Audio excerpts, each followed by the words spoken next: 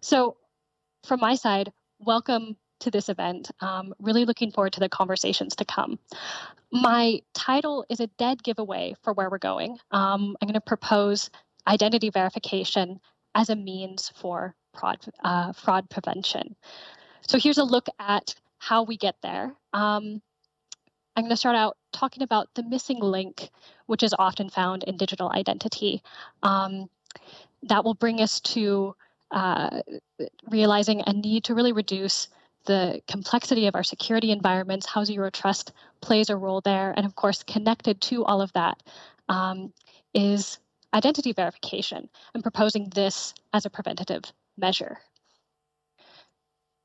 To dive in, I think we can all be in agreement that fraud-related cybercrime is very costly. Now, of course, we can look at the estimations on how much that will cost, how this is trending upwards, reaching 10.5 billion in 2025. But we can also kind of look back with a little bit of humor at the past year at all of us who have, in some way or another, attempted to commit identity fraud. I know my husband chronically forgets his vaccine card, and more than not has simply borrowed a friend to enter a restaurant or an event, and never has he been checked for his identity to really make sure that the credential itself is valid. That's true, and that's what people are looking for, but they're not necessarily looking to see that this valid credential is actually being held by the person it was issued to or the one that it describes.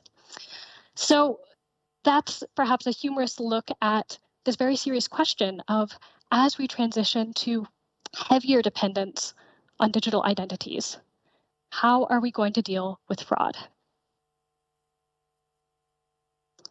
So as I've just presented, digital identity often, not always, lacks an anchor to reality. And I would argue that identity verification is that anchor, being able to link a credential with the person it describes. Now, this most often comes up in onboarding, and this could be digital onboarding, this could be in-person onboarding. And of course, there's a range of assurance levels in those use cases. So at the lowest assurance levels, users are self-attesting. Of course, there's no level of identity verification here. It's not always needed in use cases. But even at higher assurance levels, where there is identity verification going on, it's often a one-time verification. It's a snapshot in time. You can think of an example of a video identification process where there's a webcam, an individual holding their identity document. And as long as that video cam is running, that identity verification is valid. But as soon as that connection is broken, who knows? Somebody else may then be in possession of that identity document. Something about that situation may change. So more often than not, identity verification is only a snapshot in time. What's really a pity about this situation is that there are solutions which are out there, which we call verified identity solutions, which do manage to achieve this link between a digital identity and the person holding it, or the person it describes, rather, in ways that are trusted, that are reusable and secured, and they're trusted in that they allow the identity and the source of verification to be trusted. They're reusable in that they're allowing that verification to last for a longer duration of time, not just a moment in time. And that the identity is able to be securely stored and shared between different parties. So from that, we can take that there's an unused opportunity for organizations to be able to import or inherit a verified identity. And what does that do for organizations? That establishing a link between credential and individual that it describes. It allows for improved KYC, or know your customer. That's especially useful in regulated industries. But what's really interesting for organizations in all industries is the portability of a verified identity, allowing access to a high level of assurance without needing to go through the agony and the cost and time of identity verification. And now, this is the main question which we're going to be looking at today. Establishing this link could also act as a means of fraud reduction. So let's take a closer look at why. Our chief fraud mitigation strategies here are fraud strategies, of course, or fraud reduction strategies, but they're also identity verification capabilities, which is quite interesting. Let's take a closer look. We've got real-time insights here, being able to use a decisioning engine, which would evaluate the risk of any incoming intelligence. This is oftentimes paired with a risk-based multi-factor authentication, which is overall increasing the assurance level of the authentication. This is drawing from all sorts of information like credential intelligence, device intelligence, user behavioral analytics, behavioral, or sometimes referred to as passive biometrics. And going with this is the recommendation to increase the assurance level overall of identities. Again, this goal here is to reduce fraud. So of course, we're going to want to be pushing the assurance level up on all of these. And so bot detection and management, this also falls under this category. But if we look at this as a whole, these are very identity-focused capabilities and strategies here. So as a summary, we can say that identity verification then, at the time of registration and authentication, which is supported by real-time analytics and decisioning, can be a form of strong prevention against account takeover and new account fraud. Okay, sounds easy, great, cut and clear. And the question is that so? What we can perhaps agree on is that identity fraud in its many forms is a security risk. But if we remain too focused on a single issue of simply solving fraud, then we're missing out on some of the other changes which are happening in our environment that we need to account for. Part of that is the increasing complexity of the security environment. We're entering a different reality than what we assumed in previous years, which is that we're moving towards a multi-cloud, multi-hybrid environment. We're not just sticking to one private cloud or even a combination of a private cloud with on-premise, but really a much more involved environment. Of course, going with that is the work from home scenario, bring your own device, and of course the ensuing device sprawl. Edge computing is then increasing the need to have very good and focused management of device and machine and non-human identities. And to add to that, we needed to hear it from the people who are having to solve these challenges on a day-to-day basis. We asked the CISOs. We conducted a survey a couple months ago and asked what are the 5 biggest challenges that they will be facing in the next year. And the item which had the most agreement was that there are too many tools being used against too many threats.